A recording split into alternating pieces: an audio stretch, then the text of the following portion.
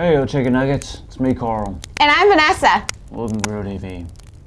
Welcome to Grow TV. Hosted by Carl. Where we have fun with our friends, talk about Jesus, and go over everything the Bible has to offer. Now once again, welcome to Grow TV.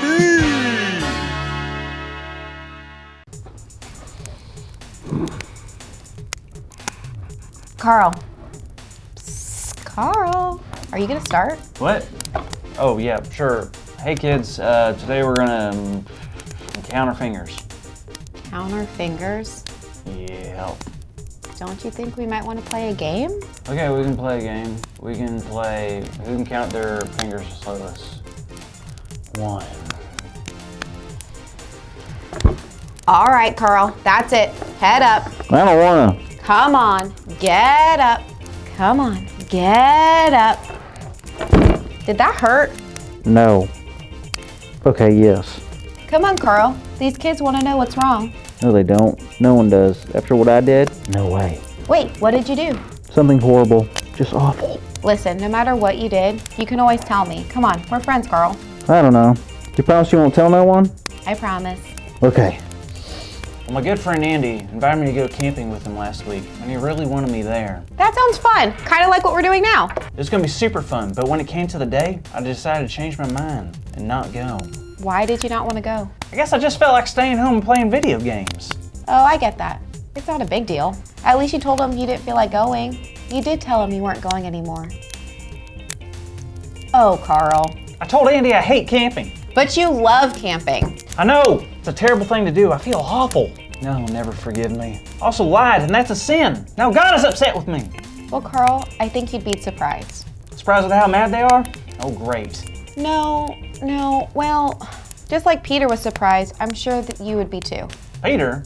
Peter, the teacher at the high school that smells like a pineapple? No, Peter in the Bible, the disciple. Oh yeah, what about him? Well, you remember last week's story, right? Sure, we talked about how Jesus overcame death. He died for our sins, and then 3 days later, he rose back up to life. Yep, but you do remember what happened before that story, right? I can't. Well, after Jesus was arrested, all the disciples scattered because they were scared of being arrested for being a follower of Jesus. One time, there were people coming up to Peter accusing him of knowing Jesus, but each time he was asked, he said he didn't know Jesus. What? He's lying. He knows Jesus. He was a disciple, for crying out loud. He was Jesus' friend. I know he lied 3 times and denied Jesus by doing it. He really did something really bad. Oh, I know what that feels like. So after Jesus had died, Peter returned to fishing. Oh, he went back to his old job. He must have been down in the dumps, huh? Probably. I mean, he spends years with Jesus and begins to truly depend on him. And bam! Ruins his relationship with his friend and his teacher by turning his back on him not once, not twice, but thrice. Yeah, it certainly had an effect on him. So while they were fishing, a man walked out on the shore and realized they were not catching anything. He called out to them and told them to cast their net on the other side of the boat. They listened and then bam! They caught so much fish that they couldn't even pull the net up. Wow, that was their lucky day. Thank goodness that guy helped him out. That sounds exactly like something Jesus would do. Wait, you're telling me that was Jesus? Of course, it wasn't just some random guy, it was Jesus. What? He was raised from the dead, then he decided to go help out the disciples? How awesome!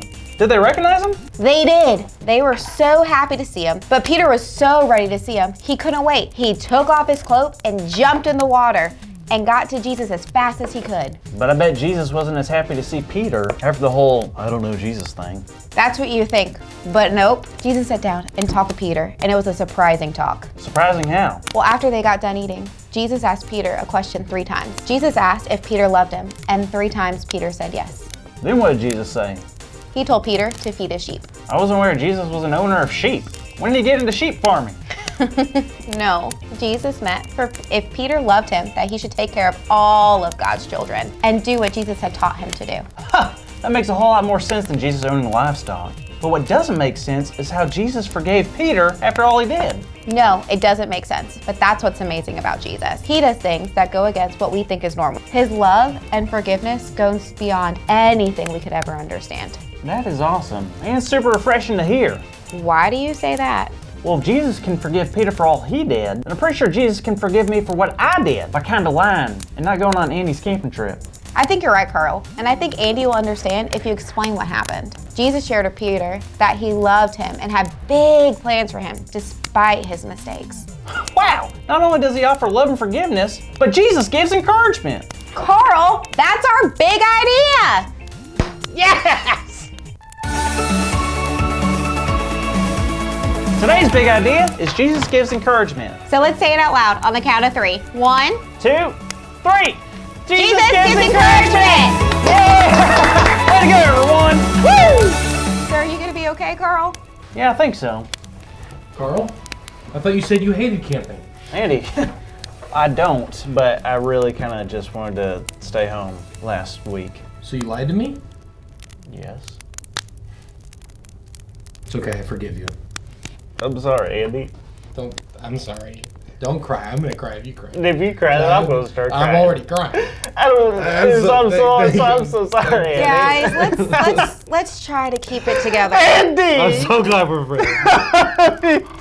All right, kids. See you next week. I'm terrible. I'm a bad friend. Thank you for watching, and tune in next week for a new episode of Road TV.